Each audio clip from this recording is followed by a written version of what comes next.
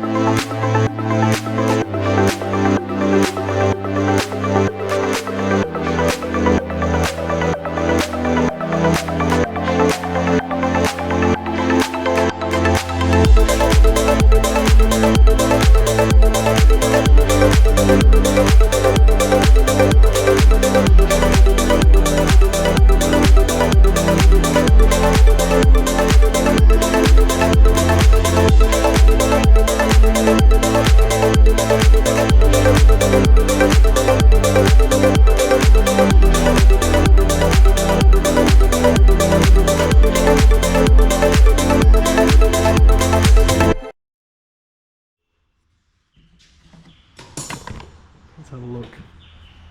As I said, these don't even, like, besides sitting here in the weather, like, really, it's not too bad.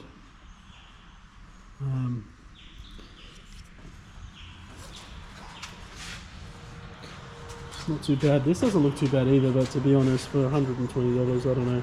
I'd probably run it again. It's not too hard of a job to do. It's pretty clean, nice and metallic as well.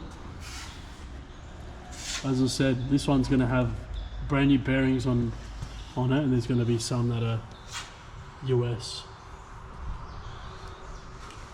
It's alright in there. I think we'll just chuck the chuck a dunny brush home, mate. Yeah, I reckon. I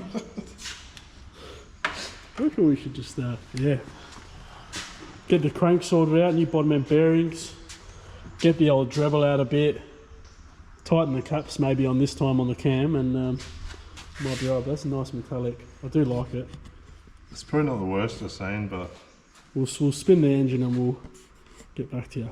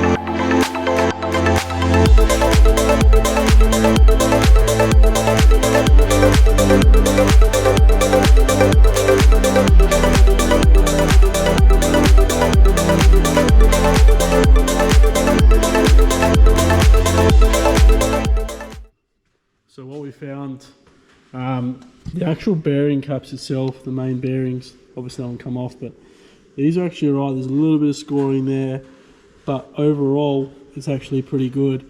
You can see by the sides of the board, they actually got the block machined. Obviously that's where the piston doesn't touch, but they're all relatively really good. What we did find was piston number 1 was correct and 6 was correct. They had number 5 in position 4, number 3 in position 5.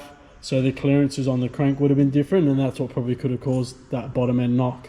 The bearings don't look the best on these, but overall pistons and everything else are pretty good. We're just going to have to assess whether we can get this sorted out by the machine shop, and then a new inlet cam.